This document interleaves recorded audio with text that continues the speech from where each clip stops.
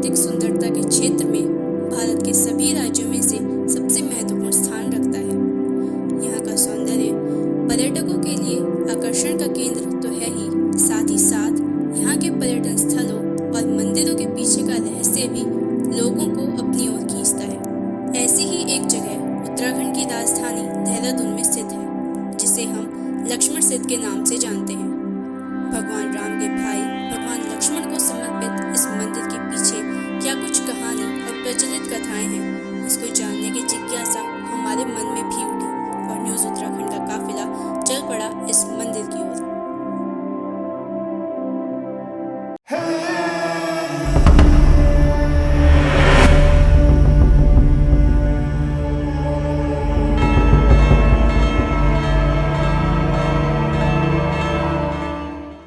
धरती पर कुदरत ने अपनी खूबसूरती दुनिया की कुछ चुनिंदा जगहों को ही दी है, जिनका सफर करने से ऐसा लगता है मानो कि आप जन्नत में हो। और उन्हीं चुनिंदा जगहों में से एक है हमारा उत्तराखंड, जहां हजारों लाखों देवी देवताओं का वास है।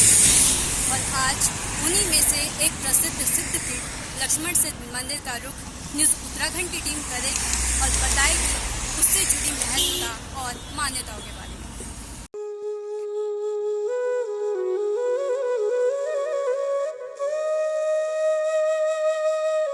देवों की भूमि के नाम से जाने जाने वाले उत्तराखंड में 4 धामों के साथ ही कई ऐसे धार्मिक स्थल हैं जो अपने आप में ही इतिहास को संजोए हुए हैं। और इन्हीं धार्मिक स्थलों में से 4 सिद्धपीठ उत्तराखंड की राजधानी देहरादून में स्थित हैं, जो कि हैं लक्ष्मण सिद्ध, कालो सिद्ध, मानक सिद्ध और मांडव सिद्ध। इन्हीं सिद्धों में से एक लक्ष्मण सिद्ध में आज हम आपको लेकर जा रहे हैं। देहरादून की हलचल से दूर एक शांत और सुंदर जगह पर स्थित लक्ष्मण सिद्ध के बारे में जानने के लिए न्यूज़ उत्तराखंड का काफिला आगे ही बढ़ता चला जा रहा था। और शोर शराबे से दूर होते हुए आखिरकार हम उस जगह पहुंचे जहां एक बोर्ड पर लक्ष्मण सिद्ध लिखा दिखाई दिया, और उस बोर्ड के जरिए हमें आगे का रास्ता भी मालूम हुआ। तो दर्शकों, हम पहुंच गए हैं देहरादून में स्थित सिद्धपीठ लक्ष्मण सिद्ध मंदिर, जो देहरादून के हृदय स्थल से महज 13 किलोमीटर दूर हरिद्वार नेशनल हाईवे 72 में स्थित है। आप देख सकते हैं मेरी साइड में यहाँ पे मंदिर का बोर्ड लगा हुआ है। इन घने जंगलों से गुजरता हुआ ये रास्ता मंदिर की ओर जाता है, जो लक्ष्मण बाबा के भक्तों को आस्था और भक्ति का अनुभव प्रदान करता है। घने जंगलों के बीच हम आगे बढ़ते गए। चारों ओर हरियाली और रास्ते में बंदरों की अटखेलियां मन को और भी ज्यादा आनंदित कर रही थी। आगे बढ़ते गए तो आखिर वो पल आ ही गया जब हम लक्ष्मण बाबा के मंदिर भी पहुंचे। उत्तराखंड के धार्मिक स्थलों में वाकई देवी देवताओं का वास है, जिनकी पूजा अर्चना करने के लिए लोग दूर दराज से भी आते हैं। भक्ति का स्थान लक्ष्मण सिद्ध मंदिर घने जंगलों के बीच सुंदर वातावरण में स्थित है। आपको बता दें कि ये वही जगह है जहां भगवान राम के भाई भगवान लक्ष्मण ने राक्षस राजा रावण का वध करने के बाद तपस्या की थी। लक्ष्मण सिद्ध पहुंचने के बाद हमें काफ़ी आनंदित महसूस हो रहा था, क्योंकि आज तक इस धाम के बारे में केवल हमने सुना ही था। लेकिन यहाँ पहुंचने के बाद मन को असीम शांति मिल रही थी। लेकिन अभी भी इस मंदिर के बारे में हमें ज़्यादा कुछ नहीं मालूम था, और यही जानने के लिए हमने मंदिर के पुजारी जी से भी बातचीत की, जिन्होंने हमें मंदिर के इतिहास के बारे में जानकारी दी। महाराज ने 9 नाम 84 सिद्ध बनाए, 84 सिद्ध में से सिद्ध समाधि में आप खड़े हैं। और इनके साथ लक्ष्मण सिद्ध निकला। 2 प्राण त्रेतायुग में राम का युद्ध हुआ। राम को दोष जो है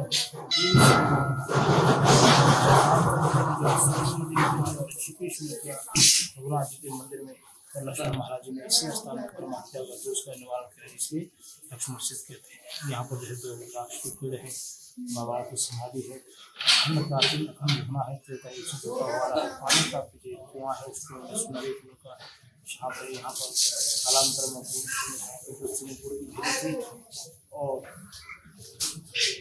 गुड़ की भेली के साथ साथ जरूरी नारियल में यहाँ पर बहुत लोग आते हैं।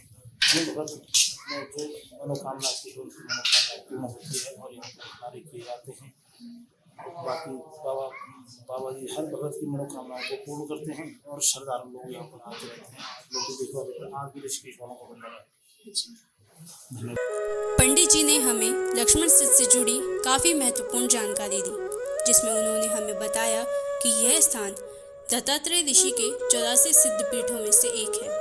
ऐसी मान्यता है कि भगवान दत्तात्रेय ने लोक कल्याण के लिए अपने 84 शिष्य बनाए थे और उन्हें अपनी सभी शक्तियाँ प्रदान की थी, जो बाद में 84 सिद्ध के नाम से जाने गए और इनके समाधि स्थल सिद्धपीठ बन गए।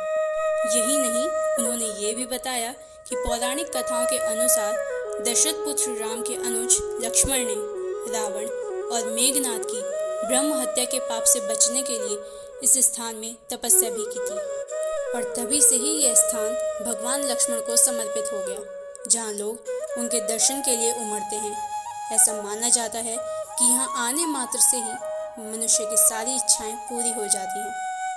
आखिर यहाँ कितने लोग आते हैं और क्या कुछ प्रसाद का भोग बाबा लक्ष्मण को लगाया जाता है, उसे सीधे हमने यहाँ प्रसाद बेचने वाले शख्स से जाना।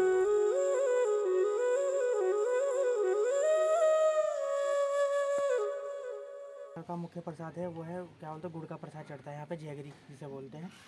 जैसे और टाइप्स में भी मिलते हैं डिफरेंट शेप्स में, लेकिन यहाँ राउंड शेप में चढ़ता है, इसे ढीली बोलते हैं।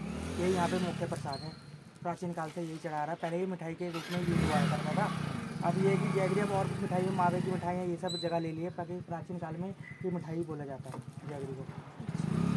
तो ये प्रसाद चढ़ता है। ये जो क्या बोलते शिष्य हैं 84 शिष्य हैं, इन पे यही प्रसाद चढ़ता है। जो दत्तात्रेय जी हैं विष्णु भगवान के अवतार, उन पर नारियल का प्रसाद चढ़ता है। तो ये पूरा प्रसाद है, तो ये वाला भी ले सकते हैं और वैसे। अमूमन तौर पर बाबा लक्ष्मण के दर्शन करने के लिए भक्तजन रविवार को पहुंचते हैं और उनके लिए यहाँ विशाल भंडारे का आयोजन भी किया जाता है।